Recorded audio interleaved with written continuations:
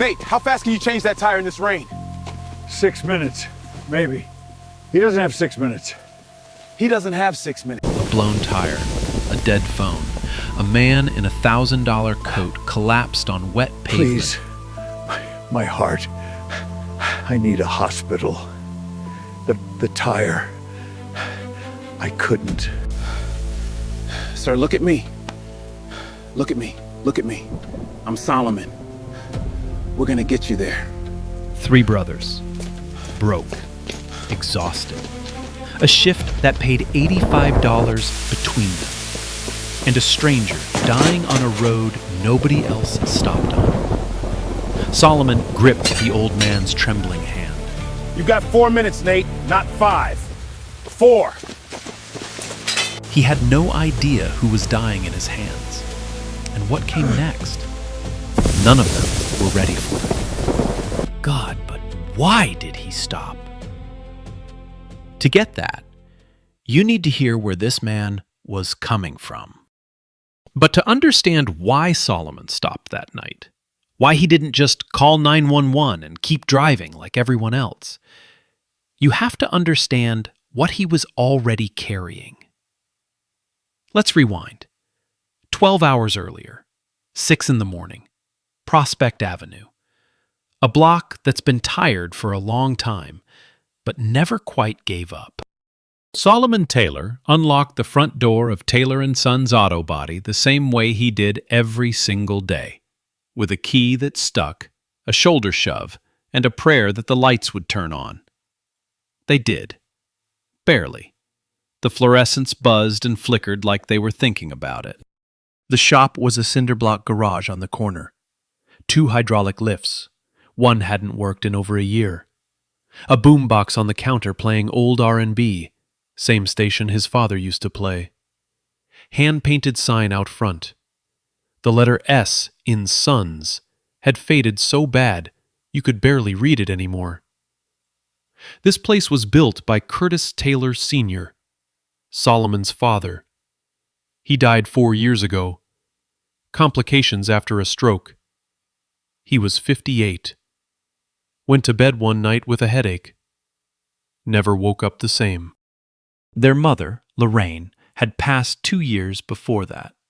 Cancer. Slow. Cruel. The kind that lets you watch. So by the time Solomon was 28 years old, he was an orphan, raising his 2 younger brothers with nothing but a crumbling garage and a promise he made at his father's grave. I'll keep us together. I'll keep the shop alive. He was failing at one of those, and he knew it. The electric bill was 2 months overdue. There was a yellow final notice taped to the register. Solomon had flipped it face down so his brothers wouldn't see. The landlord had called 3 times this week. Solomon deleted every voicemail without listening. Not because he didn't care, because he already knew what they said. He did the books every night on a folding chair in the back office. No computer, that died months ago. Just a calculator, a pencil, and a yellow legal pad full of numbers that never added up. Now let me tell you about his brothers. Nathaniel, Nate, 28. The middle one. Loud. Funny. The kind of guy who could walk into a room full of strangers and have everyone laughing in 2 minutes. But Nate was also a genius with engines. He could diagnose a car by sound alone. Pop the hood, close his eyes, listen, and tell you exactly what was wrong. That gift came straight from Curtis Sr. Nate had a chipped front tooth he couldn't afford to fix. He had sleep apnea that he managed with a second-hand CPAP machine held together with electrical tape. And he had 2 years of volunteer EMT training, back when the neighborhood program still had funding. He called Solomon old man, even though Saul was only 4 years older. Then there was Caleb, 22, the youngest, quiet, thoughtful, always sketching in a composition notebook, bridges, buildings, structures. The kid saw the world in blueprints. 2 years ago, Caleb got accepted into a state university engineering program. Full acceptance. His ticket out. He deferred because the family couldn't afford tuition. And Solomon couldn't say, "Go, we'll figure it out," because there was nothing to figure out. The money wasn't there. So Caleb sat at the front desk of the shop, answered a phone that barely rang, told himself he'd go back next year. He'd been saying that for 2 years. It wasn't bitterness. It was something quieter than that. A slow ache in the chest that got a little heavier every month. The feeling of watching your dreams sit on a shelf and collect dust, and pretending you're okay with it. That evening, the three of them sat in the shop eating gas station sandwiches for dinner, turkey and cheese still in the plastic. Nate made a joke about the bread being so stale it could patch a tire. Caleb laughed. Really laughed. The kind where his shoulders shook. Solomon watched them. He smiled. But his eyes didn't, because in his back pocket was today's total. $85. 1 oil change. 1 tire rotation. That was it. Rent was $1,400. They were $900 short. Again. Outside the shop, Prospect Avenue was doing what it always did, holding on. The barber shop 2 doors down still had its spinning pole, even though it stuck every 3rd rotation. Pastor Reggie Coleman's church sat on the corner, white paint peeling, but the doors always open. There was a laundromat, a dollar store, and a whole lot of porches where people still waved at each other. Brenda Foster, 80 years old, lived 3 houses from the Taylors, still brought sweet potato pie every Sunday. She'd promised Lorraine she'd look after those boys. And Brenda Foster did not break promises. But the neighborhood was changing. New fences were going up around empty lots. A real estate company had been buying properties. 2 families on the block had already sold and moved. There were rumors a developer wanted to tear down the whole row for luxury townhomes. Solomon didn't talk about it. But you could feel the squeeze.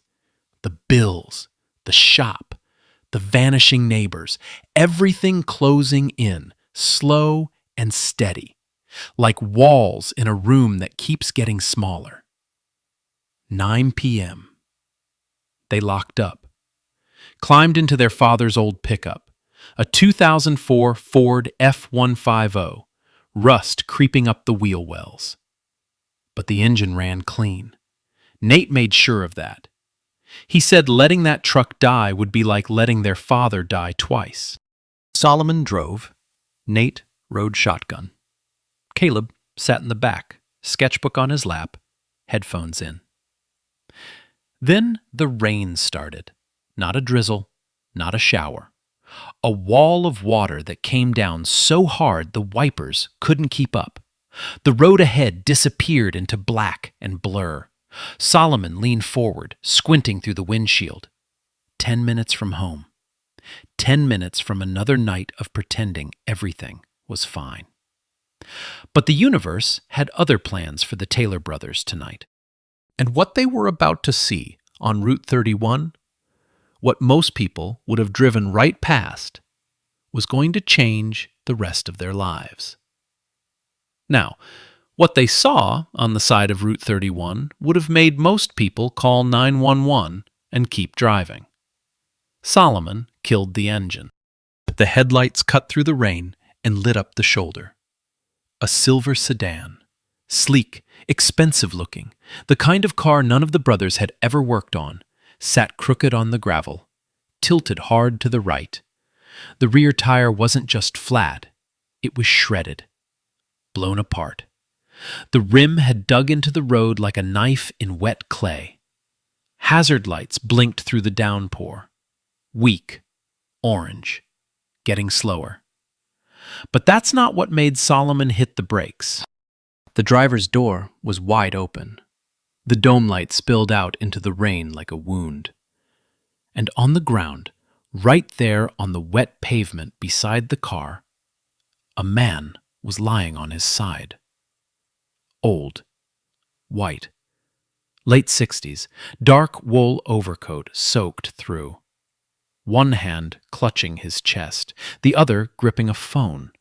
Screen still glowing. A 911 call that never connected. No signal. No help. No one coming. He wasn't moving. Nate saw it first. Sol, is that... Solomon was already out of the truck. He ran through the rain, dropped to his knees beside the man, water soaking through his jeans instantly. Didn't care. Sir! Sir, can you hear me? The man's eyes opened, glassy, unfocused. His face was gray, not pale, gray, like something underneath the skin had gone wrong. Sweat beaded across his forehead, mixing with the rain. His lips had no color. He tried to speak. His voice came out in pieces. My chest started while I was driving. Pulled over. Tire blew. Tried to call. He held up the phone. The screen showed 4 failed 911 attempts. No signal bars. Nothing. I can't breathe. Please, I need a hospital.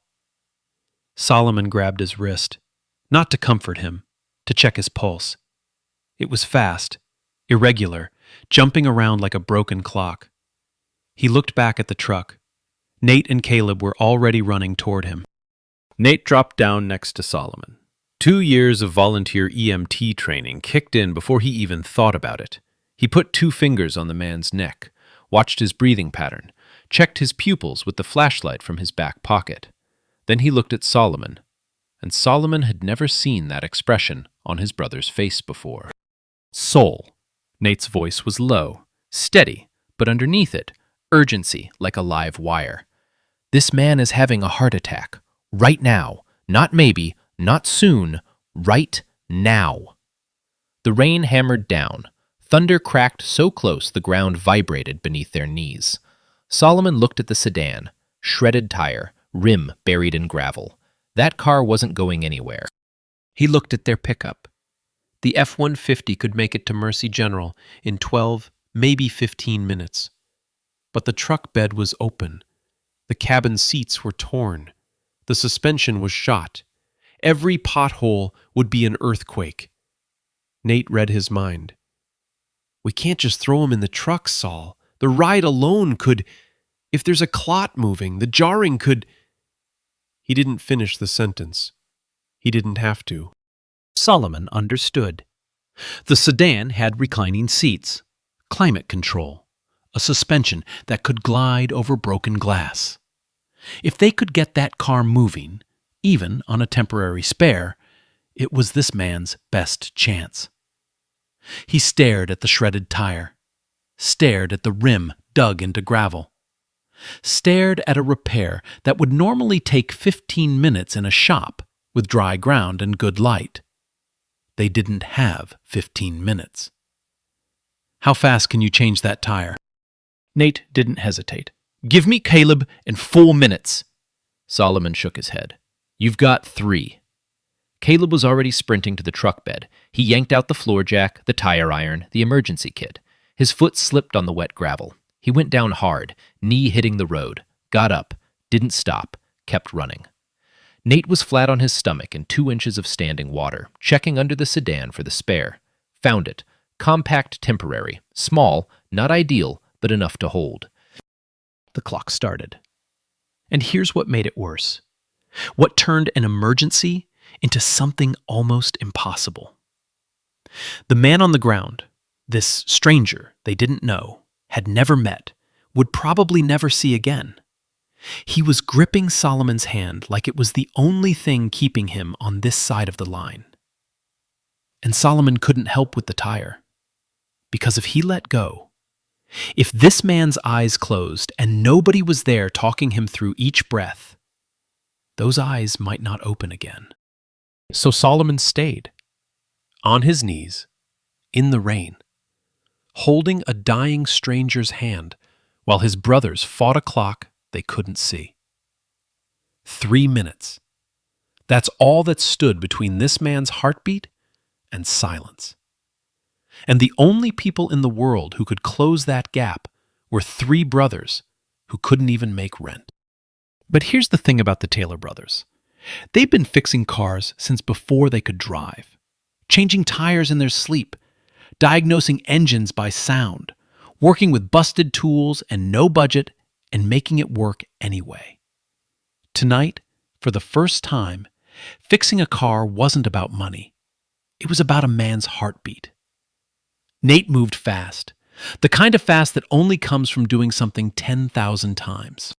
He was flat on the wet ground, rain hammering his back, flashlight clenched between his teeth. His fingers found the spare tire bracket under the sedan, twisted the release bolt. The compact spare dropped into his arms in 40 seconds. A normal mechanic? 3 minutes minimum. Nate did it in 40 seconds. Caleb, Jack, right here, right now. Caleb slid the floor jack under the frame, pumped the handle. The car started to rise. Then the jack slipped on the wet gravel. The sedan lurched sideways. Metal groaned. "Hold it! Hold it!" Caleb threw his weight onto the jack, steadied it, pumped again. The car rose, held. Nate grabbed the tire iron, 4 lug nuts. He hit the first one. It spun free. Second one, free. Third one, free. Fourth one, rusted, seized, didn't move. Nate gritted his teeth, pulled harder. The tire iron slipped off the nut, and his hand slammed into the jagged edge of the blown rim. Metal sliced across his palm like a razor. Blood, instant, mixing with the rain. Caleb sawed. "Nate, your hand!" Nate didn't even look down. He grabbed a shop rag from his back pocket, wrapped his hand in one motion, teeth pulling the knot tight, and put the tire iron back on the nut. "Hold the light steady. Don't move." He leaned his full weight onto the iron. Caleb stepped on it too. Both of them. Everything they had. 1 second. 2. 3. Crack! The rust broke. The nut turned. Nate's exhale came out like he'd been underwater for a minute. He ripped the blown tire off, slammed the spare on, threaded all 4 nuts by hand, then torqued them with the iron. 1, 2, 3, 4. Lowered the jack, kicked the tire with his boot. Solid. He checked his phone. 3 minutes, 52 seconds. Under 4. Just like Solomon asked. While Nate and Caleb fought the tire, Solomon was fighting a different battle. He sat on the wet pavement beside the man, rain pouring over both of them. Solomon had taken off his jacket and draped it across the stranger's chest, even though that left him in nothing but a soaked t-shirt. He didn't care. The man was shivering. That mattered more. "Sir, what's your name?" The man's voice came out thin, broken. "George." "George, I'm Solomon. My brothers are changing your tire right now.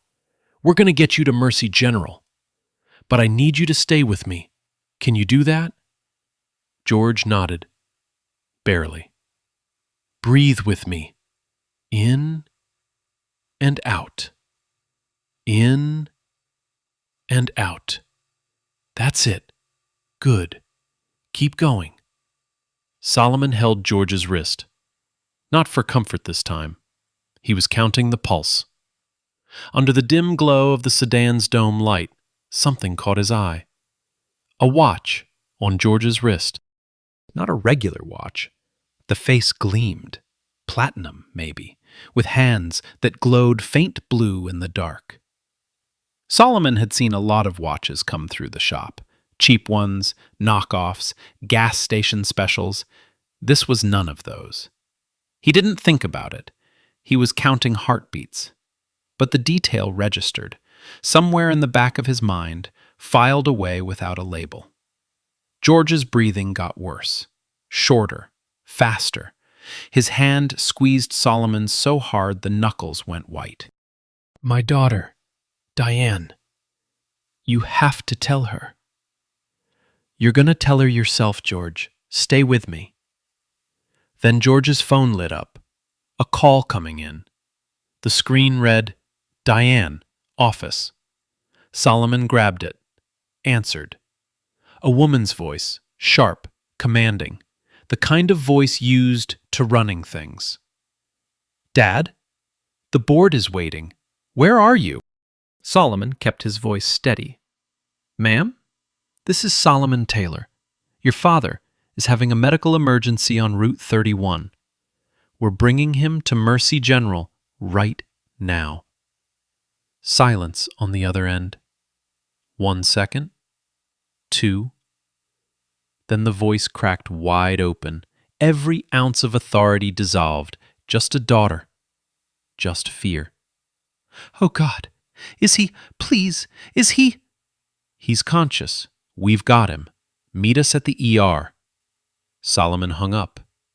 George was looking at him, eyes wet, and not from the rain. "Thank you," George whispered.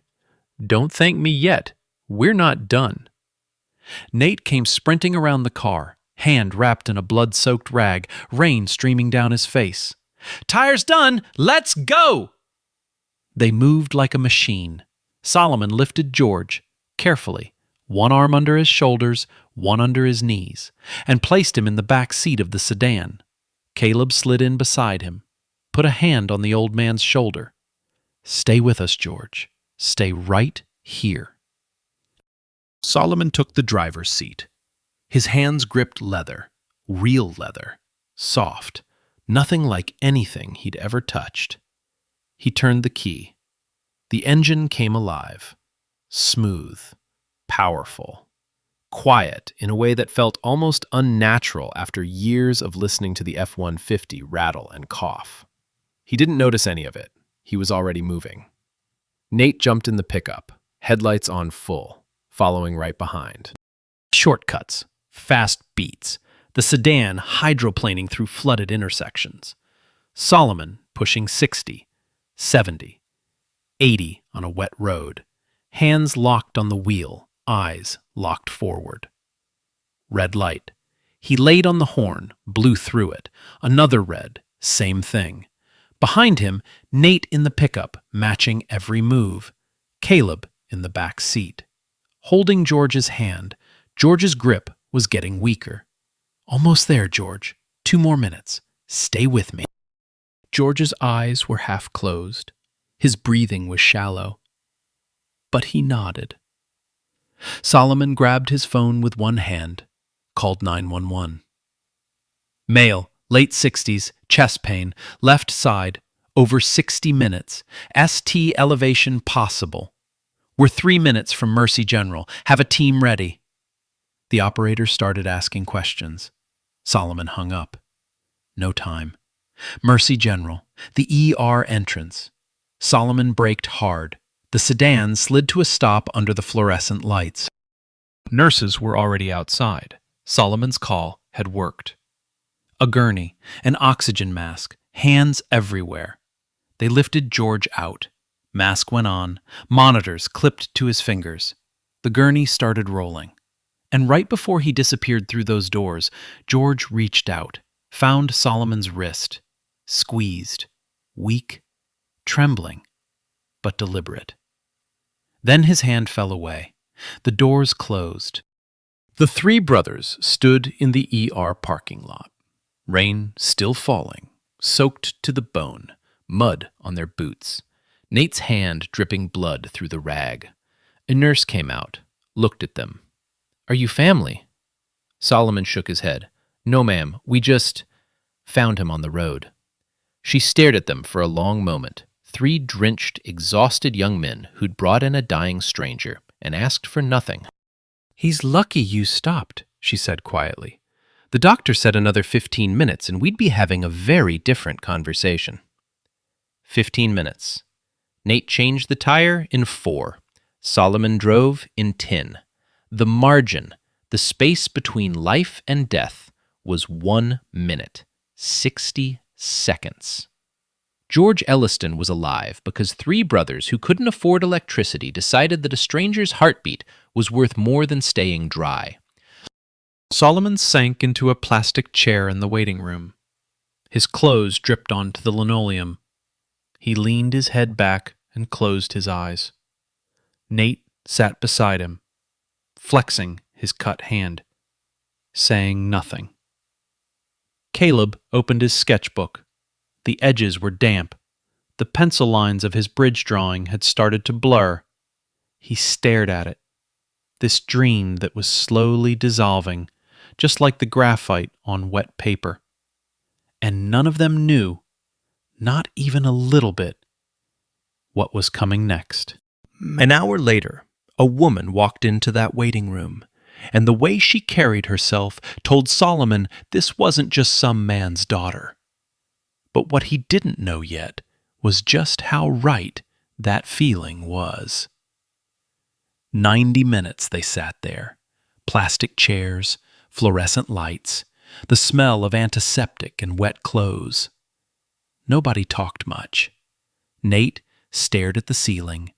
Caleb stared at his sketchbook. Solomon ran the math in his head. Not hospital math. Rent math. Then the doctor came out. Short woman. Glasses. Clipboard. "Are you the 3 who brought him in?" Solomon stood. "Yes, ma'am." She told them straight. George had suffered an acute ST elevation myocardial infarction, blood clot in the left coronary artery, stent placed, stable now. Then she paused, took off her glasses. "If you had arrived 15 minutes later, even 10, we wouldn't have saved enough heart muscle. The outcome would have been very different." She put her glasses back on. "Whatever you did out there tonight, that's the reason he's alive." Solomon exhaled, long, slow, like he'd been holding his breath since Route 31. Nate cracked his knuckles. Caleb blinked hard. 3 times. 4. 20 minutes later, she walked in. Diane Elliston. Early 40s. Sharp blazer over jeans. Hair pulled back. Eyes red, but jaw set. She blew past the brothers. Disappeared into George's room. When she came out, 20 minutes later, she walked straight to Solomon. "You're the ones who brought him in?" "Yes, ma'am." Firm handshake. Practiced. The handshake of someone who shakes 100 hands a week. "I'm his daughter, Diane." No last name. She looked at Nate's bandaged hand, their soaked clothes, the mud on their boots. "Please, tell me what I owe you. The tire, the drive, everything. Name any number." She pulled out a checkbook, leather-bound, monogrammed. Solomon stood, a full head taller, voice calm but final. "Ma'am, you don't owe us anything. We saw someone who needed help. That's all." Diane shook her head, started writing. Solomon placed his hand on the checkbook, not touching hers, just blocking the pen. "Our father raised us a certain way. He said you don't put a price on doing the right thing. We're not starting now." Diane held his gaze. Something moved behind her eyes, surprise or maybe recognition. She tore the check, put the book away. "He raised you well," she said quietly. Nate, from his plastic chair. "He raised us loud too. You should hear Saul sing in the shower." Caleb laughed. Diane cracked the smallest smile of the night. On their way out, Caleb remembered his jacket in the sedan, jogged to the parking lot, opened the back door. There, on the seat, a handkerchief. Cream-colored linen, navy stitching, a monogram in the corner, G-W-E. Caleb pocketed it, Figured he'd return it later. Didn't think twice about those initials. But you should. The drive home was quiet. Rain had stopped. Air smelled like wet pavement and cut grass. Solomon drove, windows down. For the first time in months, his shoulders weren't tight. He didn't know why. But something had shifted out on that road. Like maybe keeping his father's promise wasn't just about the shop. Maybe it was about showing up. About stopping when everyone else drives past. He didn't say any of this out loud, but Nate glanced over and saw it on his face. And for once, Nate didn't make a joke. They went to bed thinking it was over. Just another Friday night. A flat tire, a sick man, a trip to the ER. Done. But Solomon couldn't sleep. He lay in bed, staring at the ceiling. The house was small. 3 bedrooms, 1 bathroom, a kitchen that hadn't been updated since the 90s. Caleb's room was across the hall. Nate's was next to the bathroom. Solomon could hear Nate's CPAP machine wheezing through the wall, that taped-together thing rattling like it might give up any night now. But that's not what kept him awake. It was the man, George. Something didn't fit. The watch on his wrist. Solomon had held that wrist, counted the pulse, and even in the dark, in the rain, in the middle of everything, that watch stood out. It wasn't a department store piece. It wasn't even a nice piece. It was something else entirely. Something Solomon had only ever seen behind glass. Then there was the phone call. Diane's voice before she knew what was happening. Not a daughter checking in. A voice used to giving orders. The board is waiting. The board. And the sedan itself. Solomon had driven it to the hospital. He'd been too focused to think about it then, but now, lying in bed, the memory of that steering wheel, that engine, that ride. He'd never felt anything like it. None of it matched an old man with a flat tire on a back road. Solomon picked up his phone, typed 3 letters into Google. GWE. Too vague. A million results. Nothing useful. He deleted it. Put the phone on the nightstand. Told himself it didn't matter. The man was alive. That's what mattered. He closed his eyes, opened them, picked up the phone again. Morning, Saturday. Sunlight through dirty blinds. Caleb was in the kitchen making eggs. Nate was on the couch, hand freshly bandaged with actual gauze now, watching sports highlights on the old TV. Solomon walked out to the front porch with a cup of coffee, took a sip, looked out at the street, and stopped. At the end of the block, a black SUV, engine running, tinted windows, just sitting there. Solomon watched it for a full minute. It didn't move. He went back inside. Didn't mention it. Poured more coffee. Glanced through the kitchen window. Another one. Parked on the cross street. Nate called from the couch. "Sol, you good?" "Yeah, fine." The handkerchief was on the kitchen table where Caleb had left it last night. Solomon picked it up, turned it over, ran his thumb across the stitching. GWE. This time, he didn't type 3 letters. He typed a full name. George W. Elliston. The screen filled with results, images, headlines, Forbes lists, and Solomon Taylor's hands started shaking. Not from the cold, not from exhaustion, because he had just realized exactly who was dying in his arms last night. Because the man gasping for air on the pavement, the man whose pulse Solomon counted with grease-stained fingers, the man whose hand Caleb held in the dark back seat of a speeding sedan, He wasn't just some traveler with bad luck. He was George William Elliston.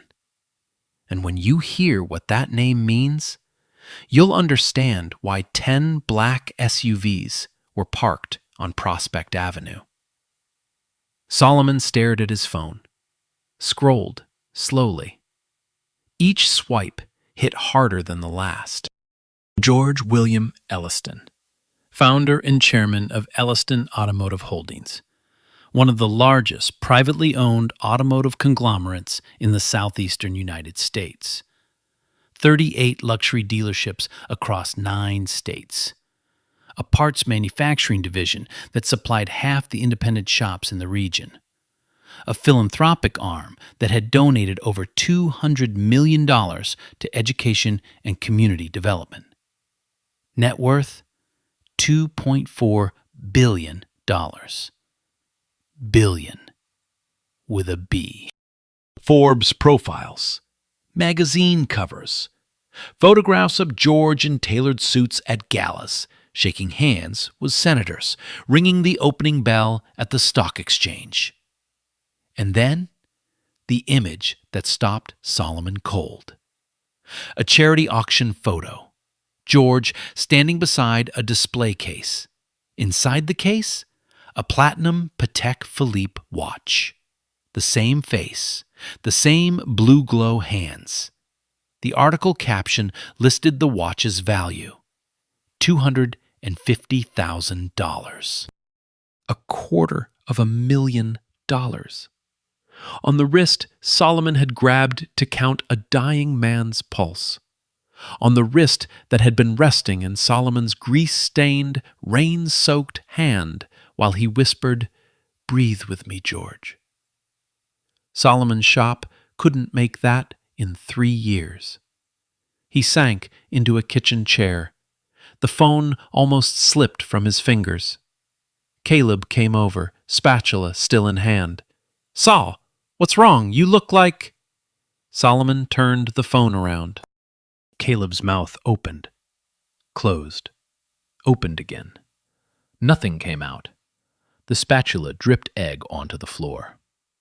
Nate walked in from the living room, saw their faces. His grin disappeared. "What happened? Who died?" Solomon's voice was flat, quiet, the kind of quiet that comes right before everything changes. "Nobody died. That's the point." He paused. "We saved a billionaire last night, Nate." Silence. 3 brothers in a kitchen that hadn't been renovated since 1994, looking at Forbes photos of the man they'd pulled off a wet road 12 hours ago. Nate grabbed the phone, scrolled, his jaw tightened with every swipe. Elliston Automotive, 38 dealerships, $2.4 billion. Sol, this man owns more car dealerships than we've had customers this month. He set the phone down, looked at his bandaged hand. The hand he'd sliced open, changing a tire for a man who could have bought the entire hospital they drove him to. "I changed a billionaire's tire with a $5 shop rag on my hand." Nobody laughed. It wasn't funny. It was something else. Something none of them had a word for. Now let me take you back, because every clue was there, every single one. The watch. Remember, Solomon grabbed George's wrist to check his pulse. The dome light caught something. Platinum face, blue glow hands. Solomon filed it away without thinking. That was a Patek Philippe worth $250,000. George was wearing $250,000 on his wrist, while 3 men who were $900 short on rent worked to keep him alive. Solomon's oil-stained fingers had been pressed against a watch worth more than his house, his shop, and his truck combined. The phone call. Diane's voice. "The board is waiting. Where are you?" Not, "Are you coming to dinner?" Not, "The family's worried."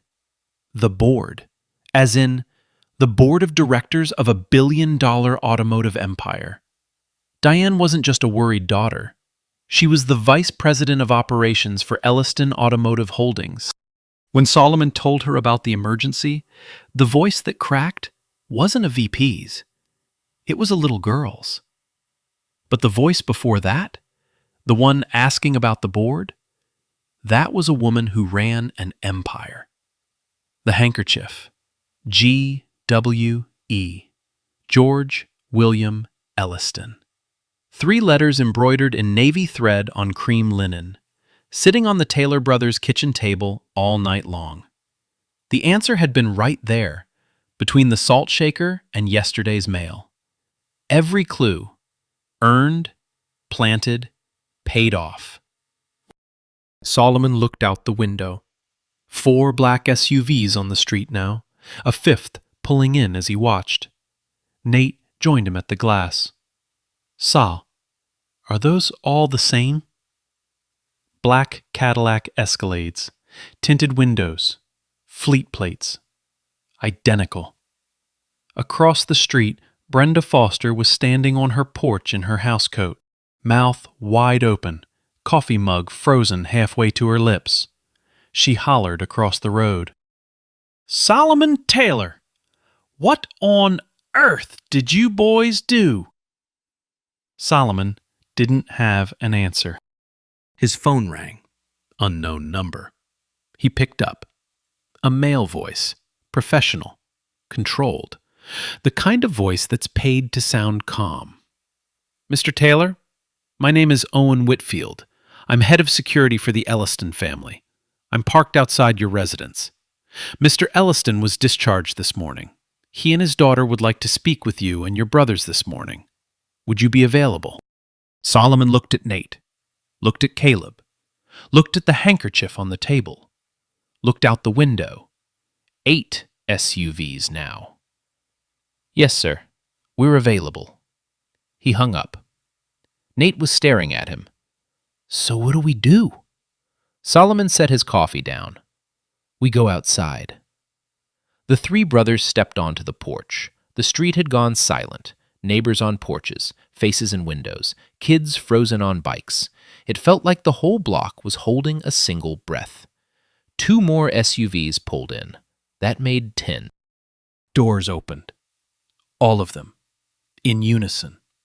Men in dark suits stepped out and lined the cracked sidewalk like an honor guard. From the lead vehicle, Diane Elliston. Different from last night. Fitted coat, heels, hair pulled back sharp, full corporate.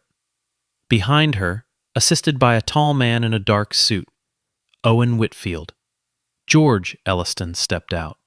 Fragile, but upright. Pressed shirt, slacks. A small bruise on his left arm from the IV line. He moved slowly, but he moved on his own. George walked up the cracked concrete path toward the Taylor brothers' porch. Stopped at the bottom of the 3 steps, looked up at Solomon, extended his hand. Young man, I believe we never had a proper introduction. He paused. And I owe you a great deal more than that. But George Elliston didn't drive across town with 10 SUVs just to shake hands. He came with a folder. And what was inside that folder would change everything. Not just for the Taylor brothers, but for every family on Prospect Avenue. George didn't ask to come inside. He sat on the porch steps, right there on the cracked concrete where Solomon drank coffee every morning, where Caleb sketched bridges, where Nate fell asleep after 14-hour shifts with his boots still on. He sat where the brothers sat. Diane stood behind him, leather portfolio in her arms. George spoke plainly. No polish, no corporate voice. Just an old man talking to 3 young men who'd kept him alive. The clot was in my left coronary artery. The doctors told me, 15 minutes later, even 10, the damage would have been irreversible. He paused. You didn't give me 15 minutes. You gave me 60 years worth of Sundays with my grandchildren. Solomon shifted. He wasn't built for speeches or praise. Then George told them something that changed the air. After you left, I asked the nurse your names. She didn't know. I asked the front desk. 3 young men carried me in and refused to leave any information. No names, no phone numbers, nothing. He shook his head. In my world, Mr. Taylor, everyone wants something. A handshake comes with a contract. A favor comes with a phone call 6 months later. Your brothers changed my tire with a blood-soaked rag. You drove my car like an ambulance. Your youngest held my hand so I wouldn't die alone. And then you vanished. He looked at Solomon. Do you have any idea how rare that is? Solomon stared at his boots. We just did what our father would have done. George nodded slowly. Then your father was an extraordinary man, and I wish I could have shaken his hand. Diane stepped forward, opened the portfolio. George straightened, and when he spoke again, the frail old man was gone. This was the chairman, the builder. This is not charity. I don't do charity. I do investments. And the 3 of you are the best investment I've seen in 40 years. First, Taylor & Sons. Elliston Automotive would fully fund the renovation and equipment upgrade. New lifts, 4 of them, diagnostic systems, customer lounge, LED lighting, signage, climate control, plus a fleet service contract. Taylor & Sons would become an authorized Elliston service center with guaranteed steady work. Investment? $600,000. Full ownership stays with the brothers. Their shop, their name, their decisions. Your father built something on this corner. I'm not here to take it. I'm here to make sure it's still standing 50 years from now. Second, Caleb. George turned to the youngest brother. I'm told you got into an engineering program and deferred. Caleb went still. He hadn't told George that. Solomon must have mentioned it during those long minutes in the ER. The Elliston Foundation will fund your complete education. Tuition, books, housing, living stipend. Any university in the country. No strings. George paused. You held a dying man's hand in the back of a car doing 80 in the rain. The least I can do is make sure you build those bridges you keep drawing. Third, Prospect Avenue. This was the one nobody expected. A $500,000 Prospect Avenue Revitalization Fund. Grants for small businesses. Home repair assistance. A youth apprenticeship program run through the new Taylor & Sons Center. Managed by a local board. Not Elliston's people. The community decides. I've watched developers gut neighborhoods like this one. Buy everything, tear it down, push people out. George shook his head. That's not building. That's erasing. This fund makes sure the people who built this block get to stay on it. Silence. Caleb broke first, turned away, fist against his mouth, shoulders shaking. Nate stepped behind him, hand on the back of his neck. Didn't say a word, just held on. Nate's eyes were wet, but that grin, that unbreakable Nate grin, crept across his face. So, does the new shop get a C? Because I've been asking Sol for 3 years, and this man keeps telling me to open a window. Laughter. Real laughter. The kind that cracks open a moment so heavy it needs somewhere to go. George laughed, then winced, hand against his ribs. Diane smiled, a full one this time. Solomon was last.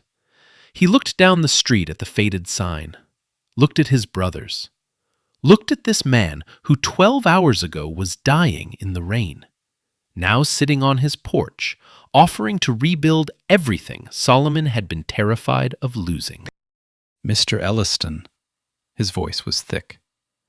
My father would have wanted me to say something wise right now, about blessings and hard work and God's timing. He stopped, swallowed. But honestly, sir, his voice cracked, just once, just enough. I'm just glad we stopped. George reached up from the step, took Solomon's hand in both of his. So am I, son. So am I. Now, if the story ended right there, with 3 brothers and a billionaire shaking hands on a porch, that would have been enough. But it didn't end there, not even close. The renovation started 3 weeks later. Construction trucks, crews in hard hats. The old Taylor & Sons sign came down on a Monday morning. Solomon stood on the sidewalk and watched them lower it, held it in his hands for a long time. Didn't throw it away. Carried it inside and leaned it against the back wall of the office. The shop got gutted. Cracked concrete replaced with sealed industrial flooring, 4 brand new hydraulic lifts, diagnostic computer stations, LED bay lighting, a customer waiting area with leather chairs, a coffee machine, and a flat screen, and air conditioning. Nate walked in the day they turned it on, stood in the middle of the bay, closed his eyes, spread his arms. Soul, bury me under lift number 3. I'm never leaving. But the brothers didn't just watch the rebuild. Solomon laid floor tile himself. Caleb painted walls on weekends. Nate calibrated every piece of equipment, wouldn't let anyone else touch the alignment rack. And when the new sign went up, Caleb painted it by hand. Not because they couldn't afford a professional one, because it mattered. Taylor & Sons Auto Body, established by Curtis Taylor Sr., an authorized Elliston service partner. Their father's name, first, biggest, above everything else. Grand reopening, a Saturday in September. Red ribbon across the bay doors. Pastor Reggie Coleman said a blessing that made half the block cry. Brenda Foster cut the ribbon, the brothers insisted. The street was packed. Neighbors from 3 blocks over. Kids running around. The barbershop owner brought a speaker playing old-school R&B, same station Curtis Sr. used to play. Janet Calloway from the Evening News did a live segment. She interviewed Solomon, his one and only interview. He said one thing that made the broadcast. This story isn't about us. It's about what this neighborhood has always been. People who show up for each other. Caleb left for university that fall. Didn't defer this time. Packed a single suitcase, composition notebook on top, and hugged his brothers in the driveway so long that Nate finally said, "Bro, the semester's gonna end before you get there." Engineering program. Full ride. Tuition, housing, books, living stipend, all covered. He called Solomon every Sunday night. Short conversations, full of silence. The kind of silence that says more than words ever could. That summer, he applied for an internship at Elliston's manufacturing division. Not through George, not through Diane. Regular application portal. Same process as everyone else. He got it on merit. The apprenticeship program launched in January. 8 young people from the neighborhood, ages 16 to 22. After-school hours in the new bays at Taylor & Sons. Nate taught them, and he was born for it. Patient, funny, exacting. He'd make a kid redo a brake job 3 times until it was perfect, then buy them a soda and tell them they were the best mechanic he'd ever seen. One kid, 17, almost a dropout, finished the program and landed a full-time job at a dealership across town. His mother came to graduation, cried so hard she couldn't speak, just hugged Nate and held on. Nate, for once, didn't crack a joke. Prospect Avenue came back to life. 3 businesses received grants from the Revitalization Fund. The barber shop got new chairs and hired a second barber. A woman named Gloria opened a bakery in the empty storefront. Pastor Coleman's church got its first new roof in 30 years. The developer who'd been buying properties slowed down, then stopped. The neighborhood wasn't dying anymore. It was being rebuilt from the inside by the people who lived there. Families stayed. That was the whole point. The story went local, then national, shared hundreds of thousands of times. George Elliston released one public statement, called the Taylor brothers a reminder that character is the only currency that doesn't depreciate. Solomon declined every interview after Calloway's, every podcast, every talk show. He went back to the shop, opened at 6, closed at 9, same as always. But nothing was the same. And everyone on Prospect Avenue knew it. But the part that stays with me, the part I keep coming back to, didn't happen on camera. No news crew, no audience, no SUVs. It happened on a quiet Sunday. 6 months later. The shop was closed, bay doors open, late afternoon light pouring in across the new floors. Solomon was alone inside, wiping down equipment with a rag, the same way Curtis Sr. used to do it every Sunday. Slow, deliberate, almost like a prayer. The boombox sat on the counter, same spot as always, same R&B station. Some things you don't upgrade. A car pulled up outside, silver sedan, same model, same color. Solomon looked up. His hands went still. George Elliston stepped out, moving slower than before, a little thinner, but steady, upright, alone. No SUVs, no security, no Diane. Just an old man visiting a mechanic's shop on a Sunday. He walked into the bay, stopped, looked around, at the lifts, the lights, the diagnostic screens, the sign on the wall. Then he said it, quiet, matter of fact, like reading a pressure gauge. Curtis would be proud. Solomon didn't answer right away. He set down the rag, walked over to the new coffee machine, poured 2 cups, handed one to George. They sat in the customer lounge, leather chairs that still smelled new, sunlight through clean windows, R&B playing low in the background. 2 men from different worlds, drinking coffee on a Sunday in a mechanic's shop. After a while, Solomon reached into his pocket. The handkerchief, cream-colored linen, navy stitching, GWE. He'd been carrying it for 6 months, always meaning to return it, always forgetting. Or maybe not forgetting. Maybe just not ready to let go of the thing that connected that night to this moment. He set it on the table between them. George picked it up, ran his thumb over the monogram, slowly. The way you touch something that holds a person you've lost. My wife gave me this. She passed 8 years ago. He folded it carefully, put it in his jacket pocket, close to his chest. Thank you for keeping it safe. Silence. But not the empty kind. The kind that's full of everything that doesn't need saying. George finished his coffee, stood up, shook Solomon's hand at the bay door. As he walked to his car, another vehicle pulled into the service lane.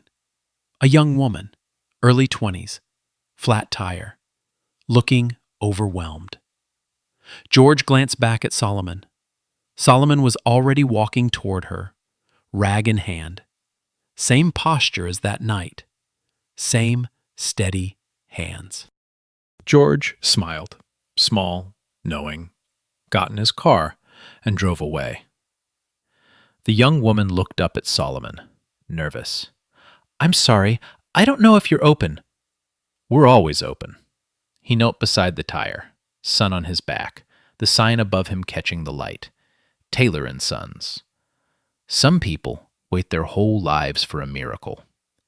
The Taylor brothers didn't wait. They drove into a storm and made one. For a stranger, for their family, and for a neighborhood that refused to disappear. And that's the story. 3 brothers, a blown tire, a stranger dying in the rain, and a decision that took less than a second, but changed everything. No hesitation, no calculation, no "what's in it for me?" Just 3 men who stopped